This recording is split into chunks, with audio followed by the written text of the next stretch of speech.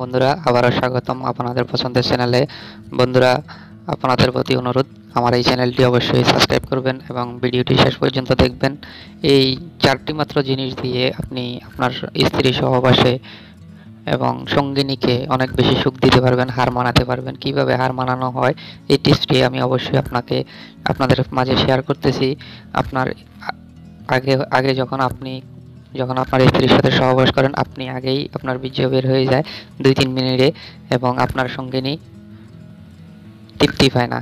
তো সেই জন্য আমাদের স্ত্রীকে পুরোপুরি তৃপ্তি দিতে, স্ত্রীকে হার মানাতে, স্ত্রীর বীর্য বের করতে আমরা 3-4টি জিনিসের সাহায্য নিব। সেটি হচ্ছে, একটি দেখুন দারচিনি, আরেকটি দেখুন লবঙ্গ, একটি খেজুর এবং 10 থেকে 12টা আঙ্গুর।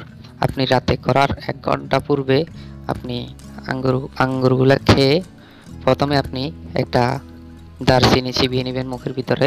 চিবানোর পরে আপনি লংটা দিবেন। অনেকটা ঝাঁজ হবে, আপনার মুখে অনেকটা ঝাঁজ লাগবে, তিতে লাগবে।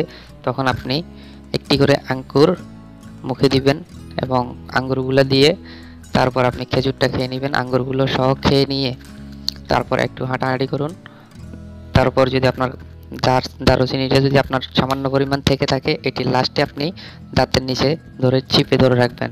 ধরে তারপর দেখুন আপনার গোপন অঙ্গ কীভাবে 5 মিনিটের ভিতরে এইভাবে হয়ে গেছে, এইভাবে থেকে এইভাবে লোহার মতো শক্ত হয়ে গেছে।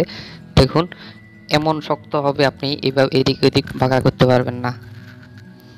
তো বন্ধুরা, এই টিপসটি আপনি নিজেই করেন, পরীক্ষিত একদম। আপনি একবার পরীক্ষা করে অবশ্যই কমেন্ট করে জানাবেন আপনি কি উপকৃত হয়েছেন কিনা।